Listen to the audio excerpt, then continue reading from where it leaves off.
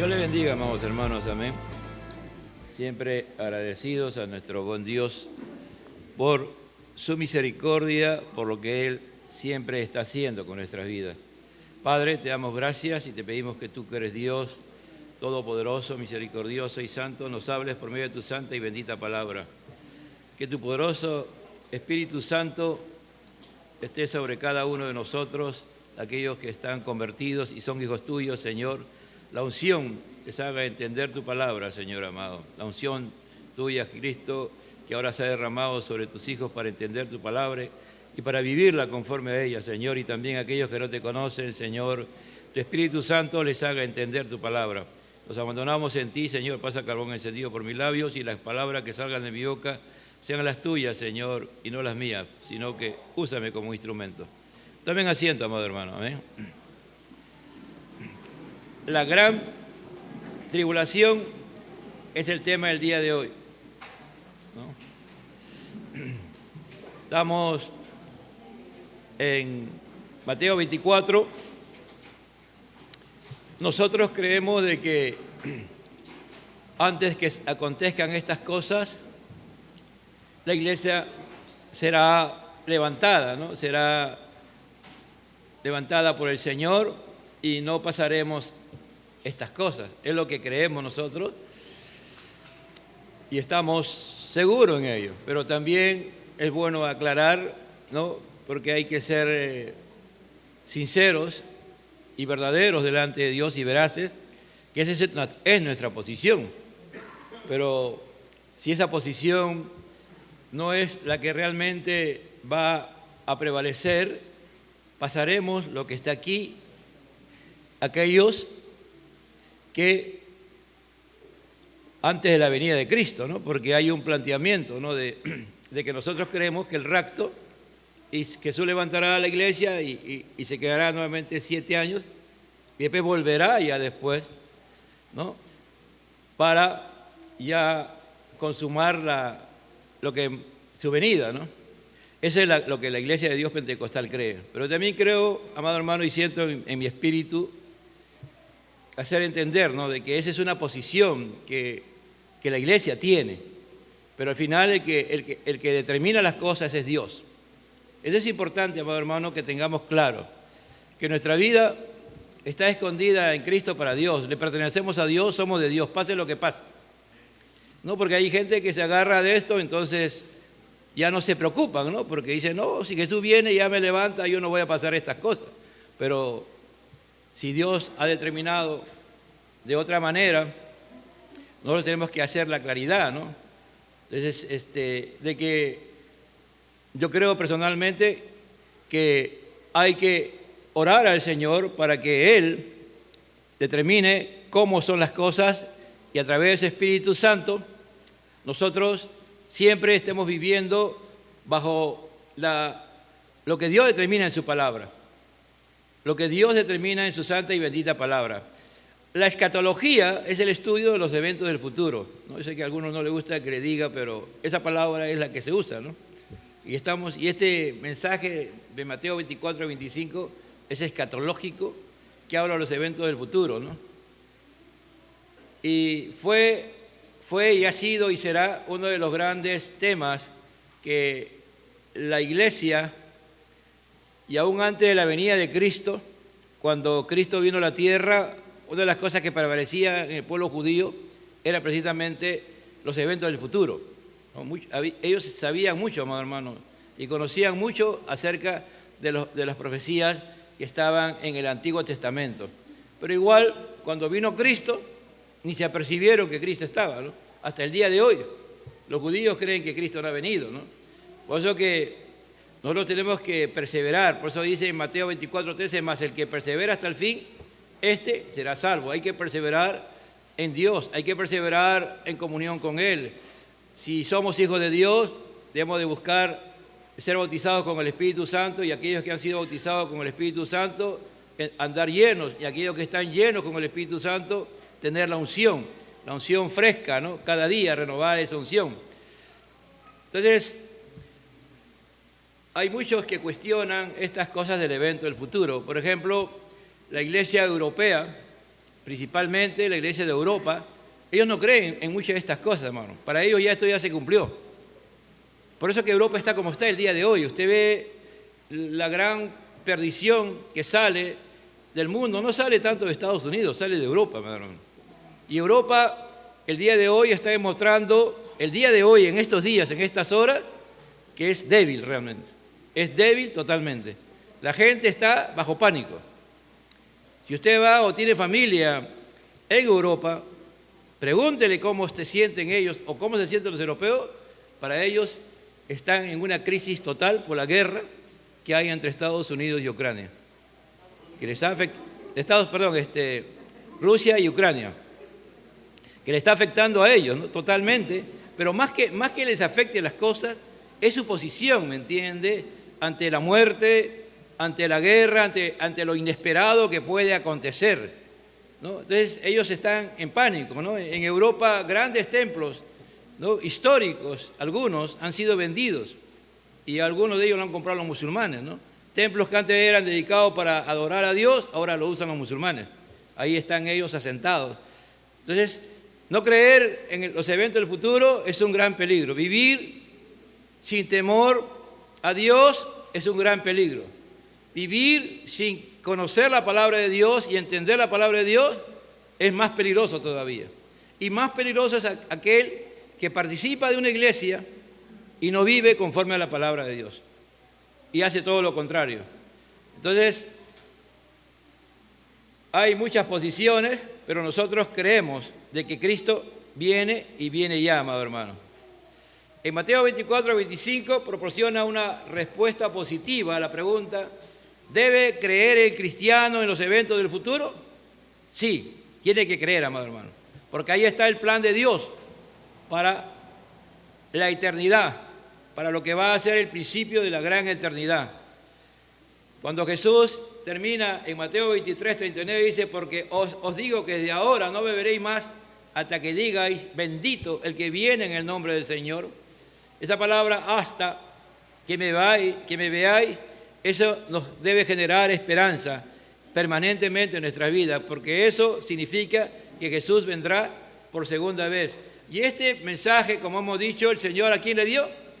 A sus discípulos, aquellos que creían en Él y estaban detrás de Él. Y este mensaje el día de hoy también es para nosotros y debe levantar un gran interés por los eventos del futuro, por los eventos de que Jesús vendrá por segunda vez, amado hermano. ¿No? Los discípulos le preguntaron: dinos, ¿cuándo serán estas cosas y qué señal habrá de tu venida y del fin del siglo?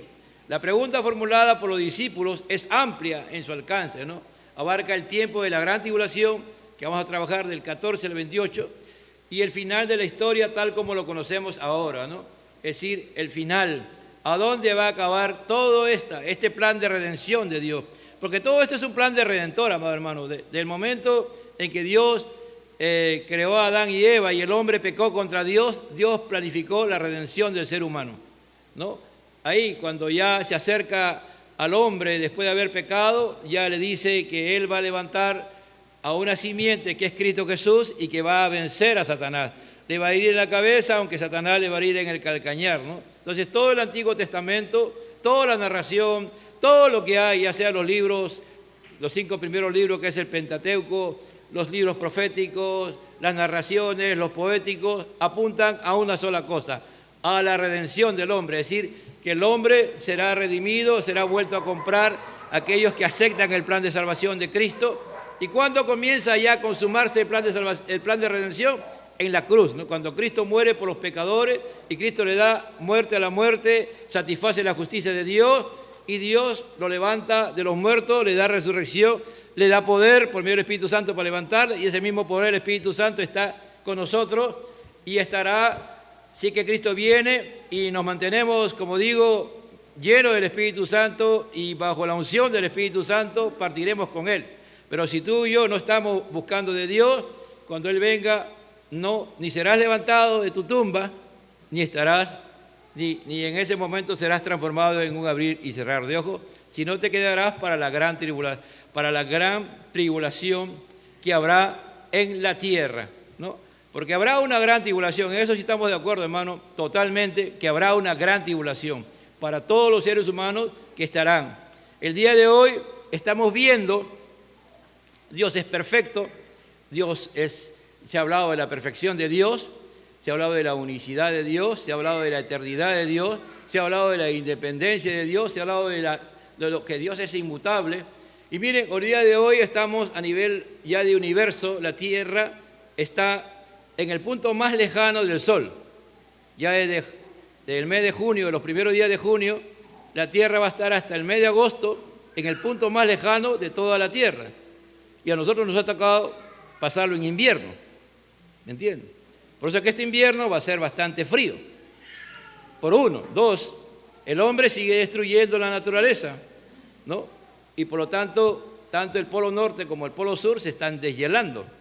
Por eso que ahora el mar tiene más volumen y hay, en una tormenta, como antes era normal, el mar se está saliendo, ¿no? Y hay un sinnúmero de cosas que se están dando en la naturaleza, ¿no? No hablo en la humanidad, en la naturaleza nada más.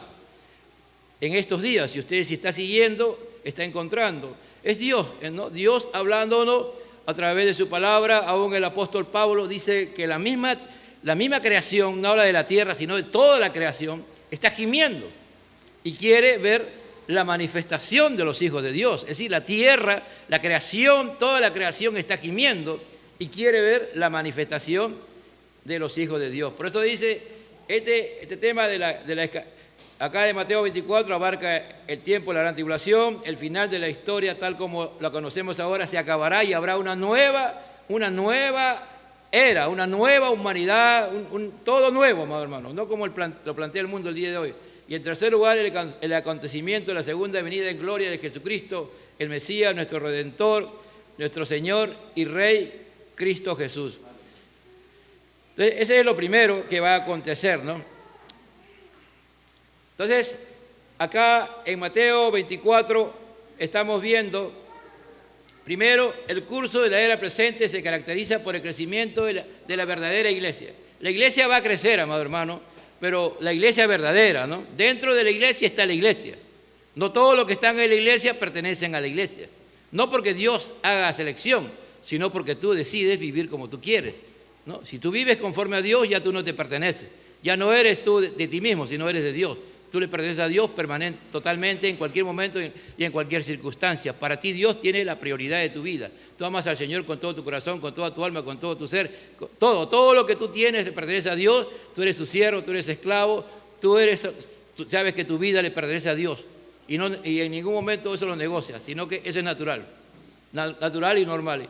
Y eso son pocos los que tienen ha llegado a ese nivel. Y no es porque Dios lo quiera. Perdón, no es porque Dios decida y escoja así de una manera, no, es porque tú decides. Si tú decides amar a Dios con todo tu ser, es todo le pertenece a Dios.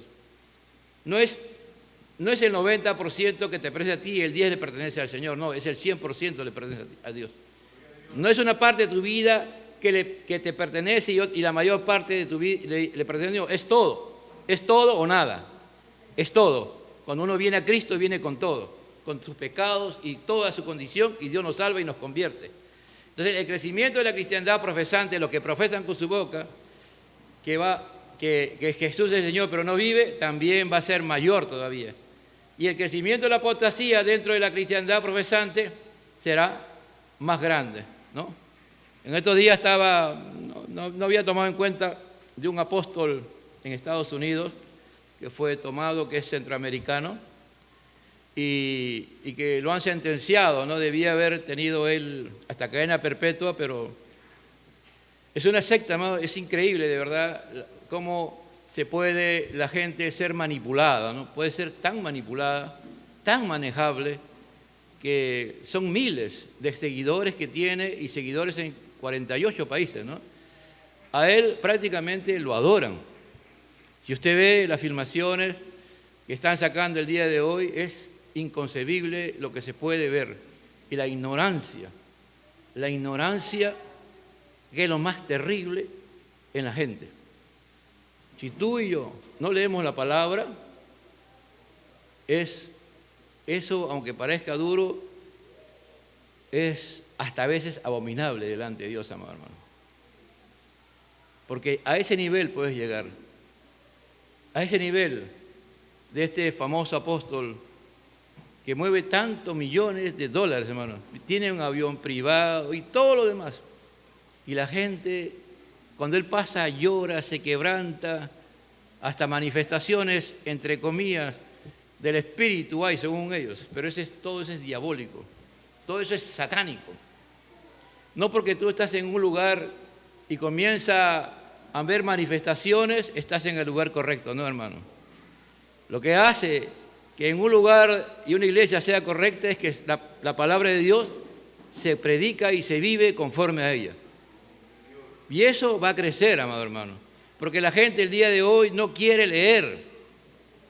Los adolescentes, los jóvenes, en su gran mayoría no quieren leer, no quieren estudiar. Si leen es para estudiar, es para sacar un título y después solamente quieren estar en el celular y ver a lo máximo 40, 50 palabras, 100 palabras y pasar otro y pasar otro y pasar otro, pero no ponerse a estudiar. Por eso que esa es una táctica de Satanás, que Dios lo reprenda y que tú y yo tenemos que liberarnos de esa, amado hermano.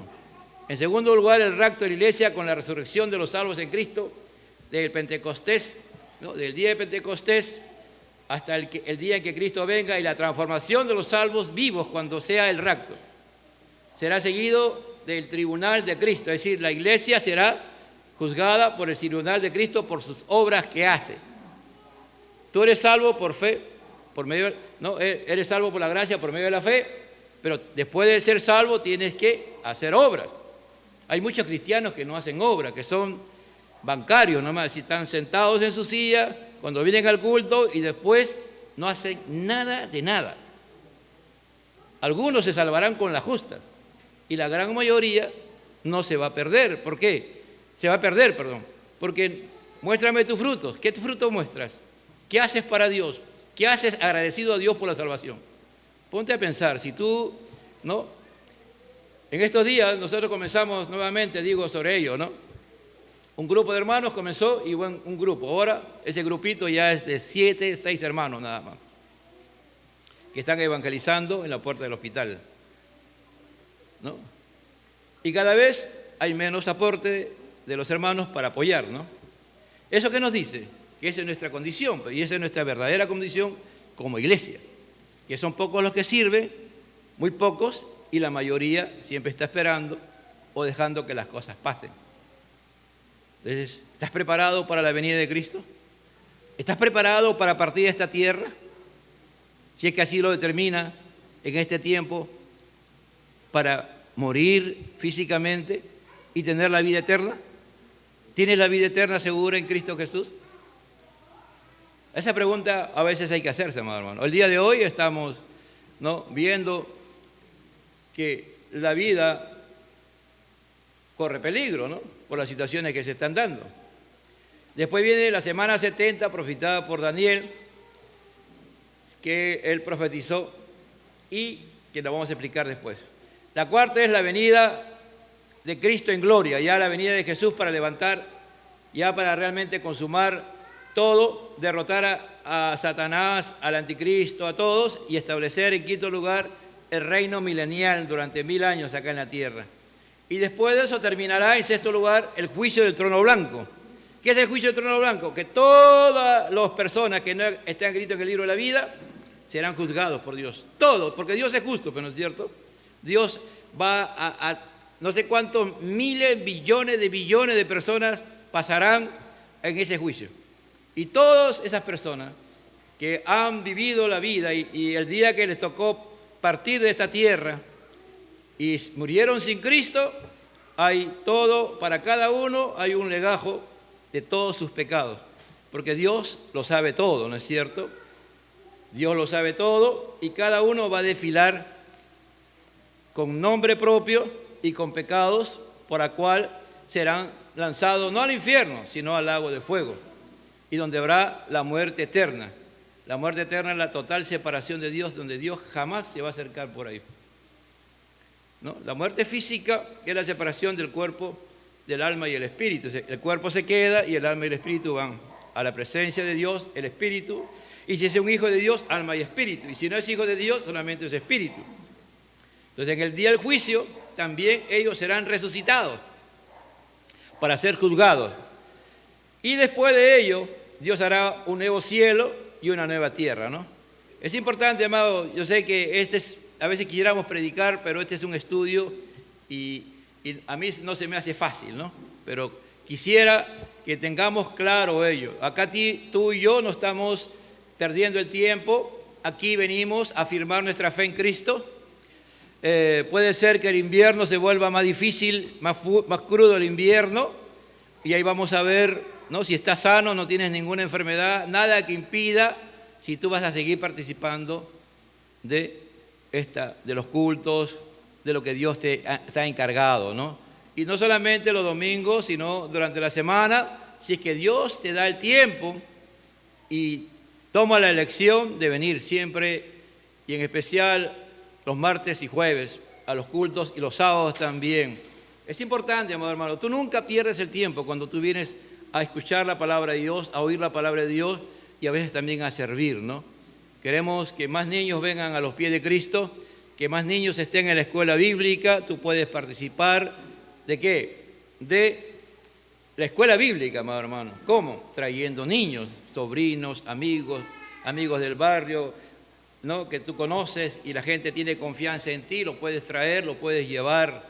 Porque es importante, amado hermano, no podemos estar quietos, no podemos estar quietos. Entonces, el discurso del Sermón del Monte fue para los discípulos, ¿no? Jesús dijo, no me veréis más, ¿no? Y Jesús va a trabajar todo este tema y vamos al versículo 15. Dice, he tomado este tiempo que es importante, amado hermano, porque hay que introducirse y estar claro que Jesús está hablando aquí. No es ni Pablo, ni Juan, ni un profeta. Es Jesús. Jesucristo como el Rey de Reyes, como el gran profeta, como el sumo sacerdote, está hablando aquí. Dice en el 15, por tanto, cuando veáis en el lugar santo la abominación desoladora del que habló el profeta Daniel, el que lee, entienda. ¿Qué está hablando aquí Jesús? Y no habla más. Aquí Jesús nos obliga a todos los creyentes, ¿a qué? A conocer la palabra de Dios, pues, ¿no es cierto? El año pasado, el Ministerio de Jóvenes y Adolescentes estudió el libro de Daniel. Estudiamos el libro de Daniel, ¿no? Y ahí se habló de la abominación desoladora. Es como, ¿no? Tú te contratan en un trabajo para que tú hagas algo, ¿no? Y tú dices que sí sabes. Y tú vas al trabajo y cuando estás trabajando, de lo que tú decías que no sabes, no sabes. ¿Qué te hacen en el trabajo? Te despiden, ¿no es cierto? Aquí, ¿qué está diciendo el Señor? Que tenemos que leer las Escrituras.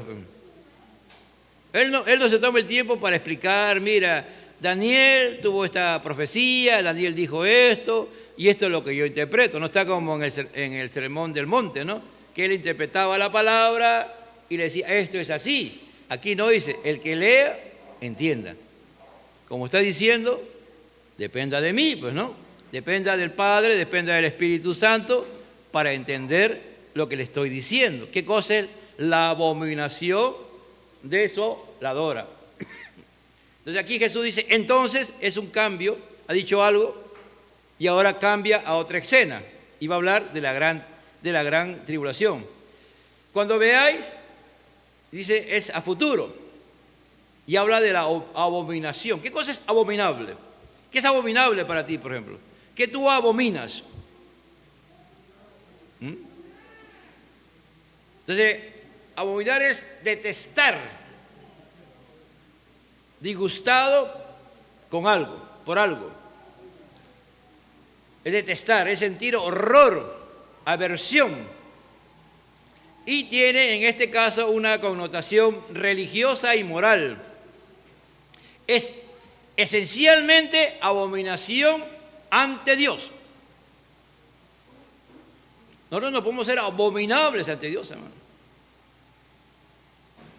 Y a veces algunos son abominables ante Dios, porque toman el nombre de Dios y viven, pero hacen cosas que tú dices, ese es hermano, ese dice que es creyente y hace cosas que tú jamás lo harías, ni has pensado ni siquiera hacerlo.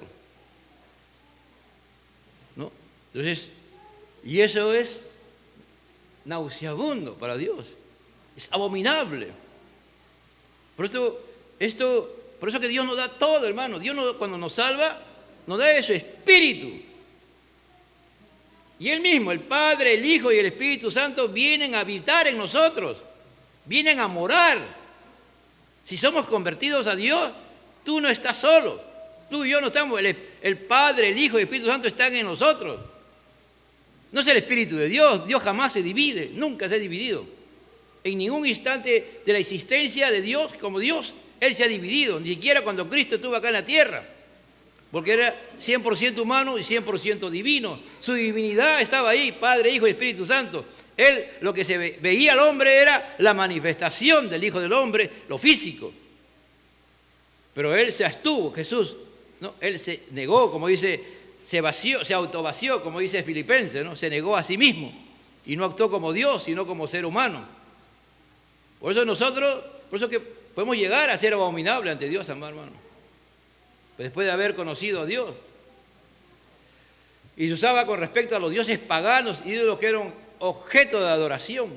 Mira, una de las cosas que los judíos realmente estuvieron claros es que se levantaba el templo y ahí no podía entrar nada pagano, nada impío, nada, absolutamente nada.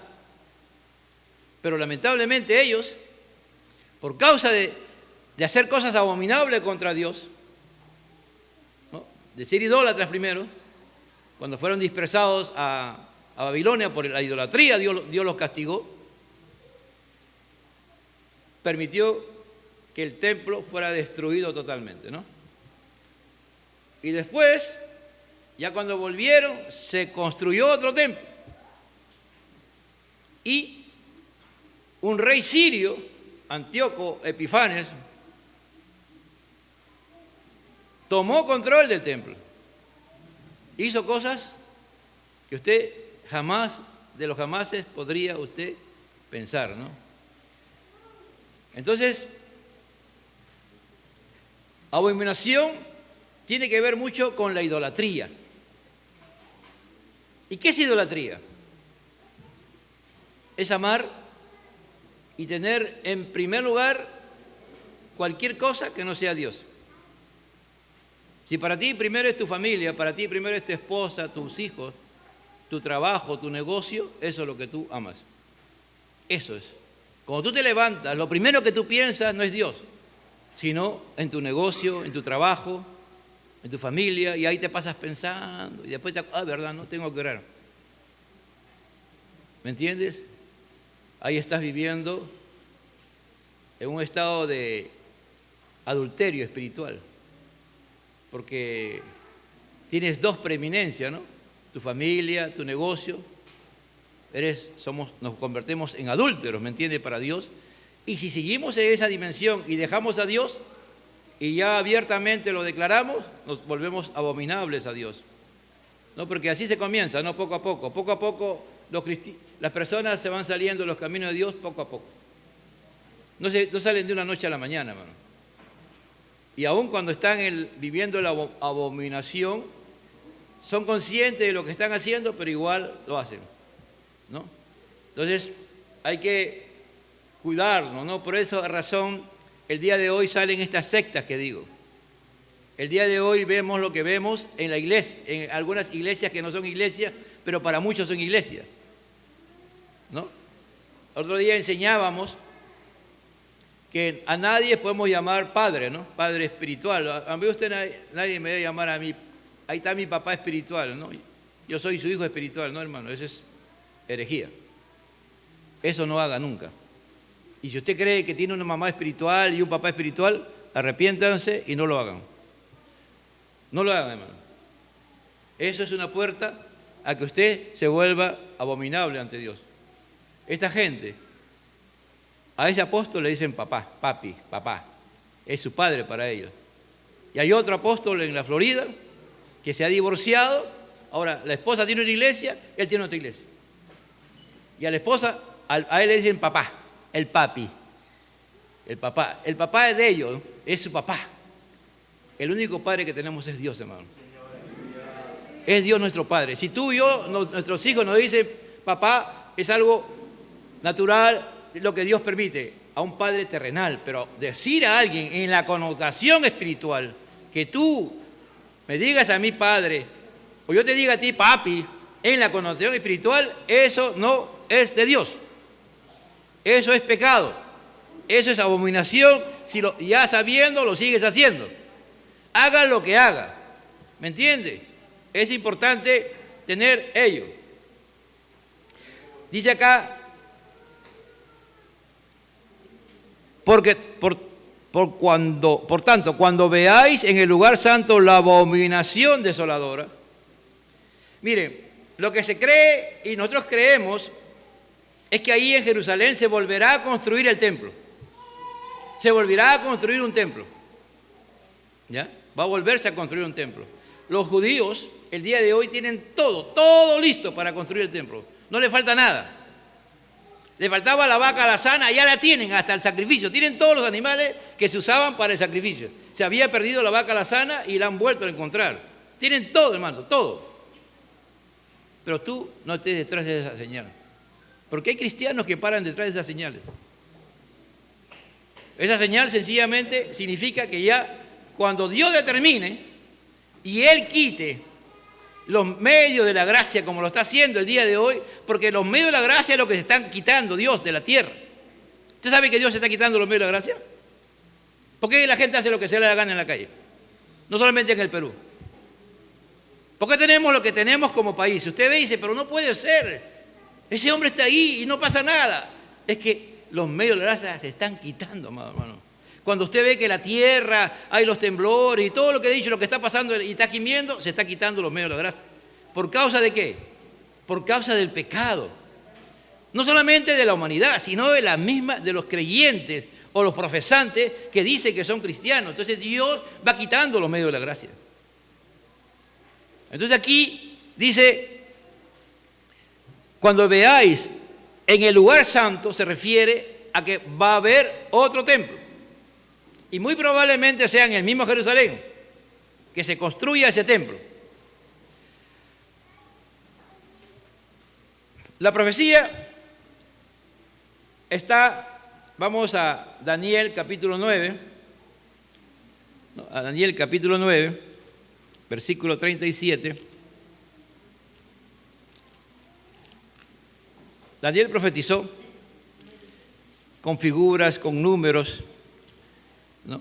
Aquellos que tuvieron 27, ¿no? 17, ¿no?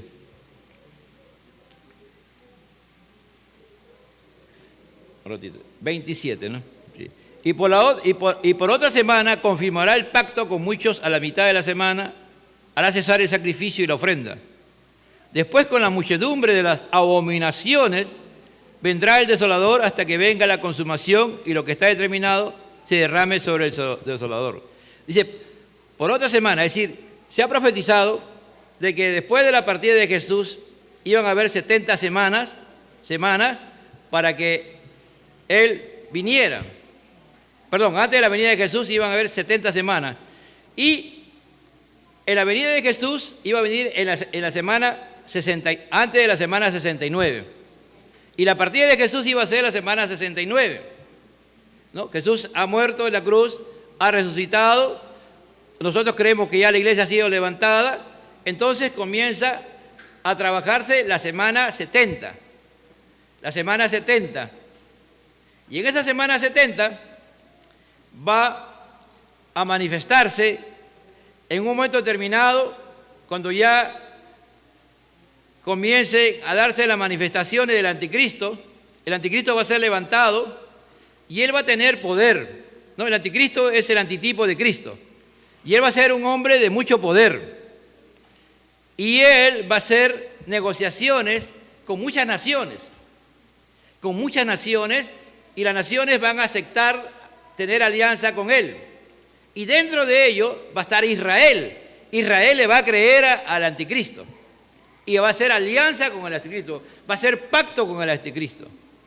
El día de hoy pareciera, y que estamos viendo, ¿no? Lo que se mira el día de hoy es que como se está preparando el gobierno del anticristo, ¿no? Pareciera, ¿no? Me parece que estamos bien cerca, ¿no?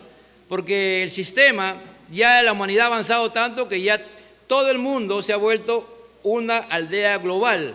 Tú te puedes comunicar con cualquier parte del mundo ahorita en este momento, con Rusia, con la China. Si alguien sabe chino, nos comunicamos y hablamos y estamos aquí y ellos están allá. Es decir, ya hay una agenda que se está trabajando, ¿no? Ellos no saben, las personas que están trabajando, ¿no? Ellos están trabajando para sus fines de ellos, pero están siendo usados por Satanás para unir a la humanidad. Y están haciendo muchas cosas, ¿no?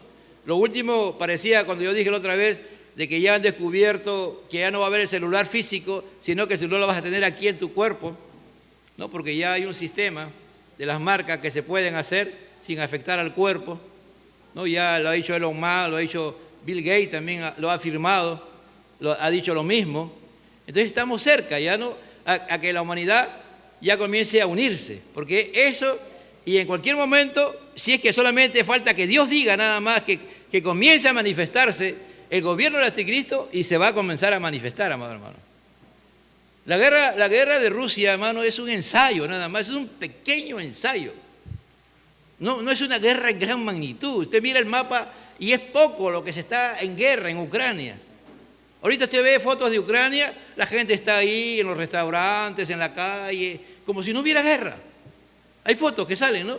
En Ucrania, en Kiev, ya como Rusia no está atacando Kiev, está como si no hubiera guerra. Y cada día mueren 200 soldados. Es decir, pareciera que... Y no es una guerra pequeña, en realidad es una guerra pequeña. Las guerras van a ser más grandes todavía. Mire todo lo que está afectando. Entonces ese pacto se hará y habrá una unidad increíble. Dice en 2 de Tesalonicenses 2:3, nadie os engañe en ninguna manera, porque no vendrá el día del Señor sin que antes venga la apostasía y se manifieste el hombre de pecado. ¿Dónde se da la apostasía? ¿Se da en el mundo o se da en el movimiento religioso? Se da en el movimiento religioso pseudo-cristiano, ¿me entiende? No cristiano, sino el pseudo-cristiano, el cual se opone y se levanta contra todo lo que se llama Dios o es objeto de culto. El anticristo odia a Dios. El anticristo odia a Jesucristo. Pero él se va a presentar como un agente de paz. Y va a lograrlo. Eso es lo que Dios está determinado, amado hermano. No se lo va a poder impedir. Se supone que ya ya nosotros hemos sido levantados y estamos arriba con Dios, en las bodas del Cordero. Pero la iglesia que se queda va a enfrentar este gran problema, porque algunos de la iglesia que se van a quedar se van a salvar, amado hermano. Se va a seguir predicando el Evangelio, se va a seguir hablando de Cristo. Mire, cuando Antíoco, el sirio, fue a querer conquistar Egipto, lo derrotaron. Y él vino todo arrebatado, volvió a Jerusalén y masacró a Jerusalén y a Israel, hermano. Hizo una matanza terrible. Tomó control del templo. Se metió al lugar santo. Y ahí, en lugar de sacrificar ovejas, sacrificaban cerdos, chanchos. ¿Se imagina? El escándalo que había en el templo, que nunca los judíos entraban, ni siquiera un impío podía entrar. Lo mataban. Metieron, y de burlarse, Epifanes, amado hermano, metió cerdos y hizo por varios días sacrificios. El anticristo va a lograr tomar control de Jerusalén. Y él se va a meter al templo cuando termine el pacto, porque él va a romper el pacto y se va a meter al templo y va a pedir que lo adoren a él. Ya no va a ser a un animal, sino a él. Que lo adoren como Dios, como se lo adora a Cristo. Y la gente lo va a adorar. Pero antes de eso, el Señor va a poner en el corazón de los cristianos que aún están ahí y que están luchando por su salvación, porque ya sabe que se quedaron, que huyan de Jerusalén, que salgan de Judea, que salgan de Palestina, que salgan y salgan, porque cuando llegue la manifestación, ya el rompimiento del pacto, no tendrán chance. Por eso que en Apocalipsis 6 usted va a encontrar una multitud de mártires que llegan, dice, ¿no? Y que esta vestidura está de sangre. Esos son los que se van a salvar en la gran tribulación, ¿me entiende? Se van a salvar, pero va a ser a causa de muerte. Es decir, la única manera en que tú te puedas salvar es que no te marque la bestia o al final tú mueras. Pero llegas a la presencia de Dios, pero la gran mayoría se va a perder. Se va a perder, amado hermano. Entonces, ¿qué va a haber? Esta apostasía religiosa y harán señales, milagros engañosos. Habrá señales, milagros engañosos y la gente lo va a seguir. Hay dos cosas que Satanás o el anticristo va a perseguir: a los judíos, ¿me entiende? A los israelitas. Cuando ellos se den cuenta, cuando se manifieste el anticristo, ellos van a tener la oportunidad de ser salvos y se van a arrepentir y van a reconocer a Cristo como su Señor, ¿entienden? Ahí es donde recién los judíos van a convertirse a Cristo, van a aceptar a Cristo como el Mesías y Dios los va a proteger. Pero ya habla de los 144.000 en Apocalipsis, que son simbólicos, porque se salvarán muchos más judíos, ¿me entiende? Y adorarán a Dios, pero también van a estar expuestos a muerte. Porque Él va a perseguir a los judíos, a cualquier judío.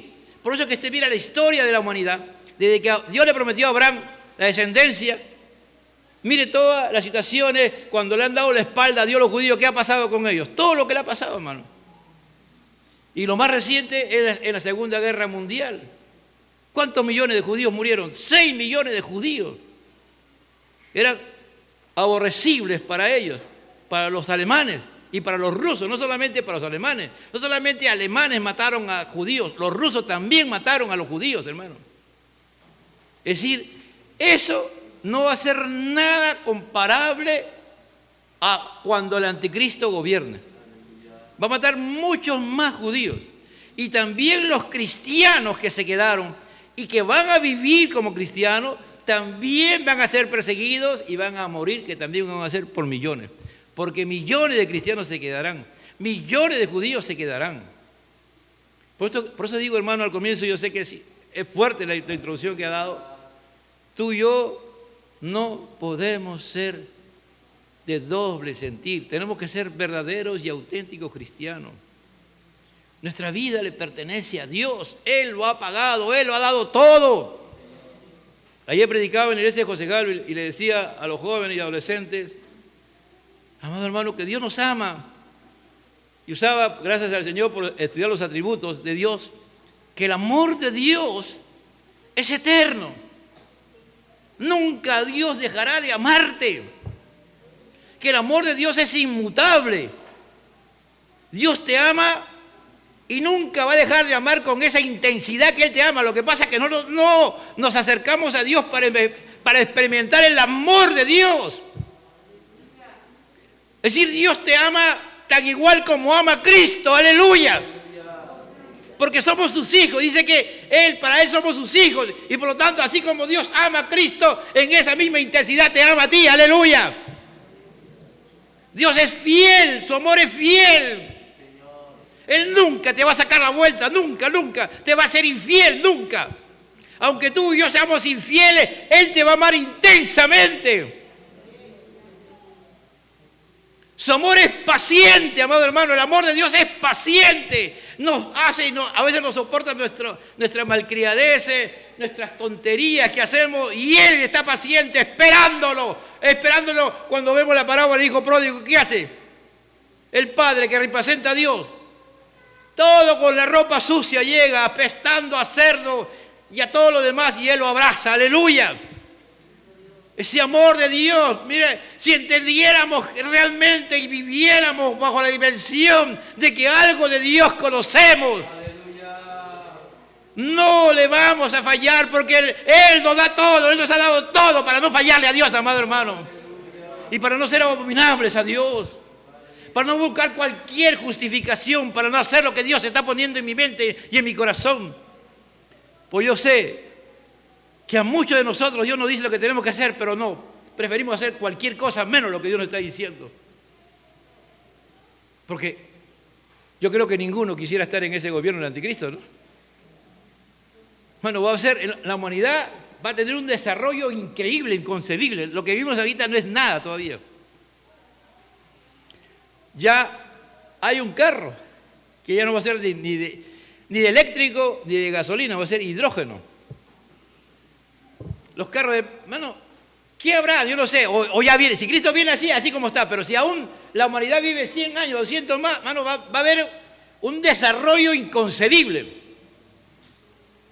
Pero así como va a haber un desarrollo inconcebible también, va a haber una gran multitud de millones de gente que le va a dar la espalda a Dios. Por eso dice,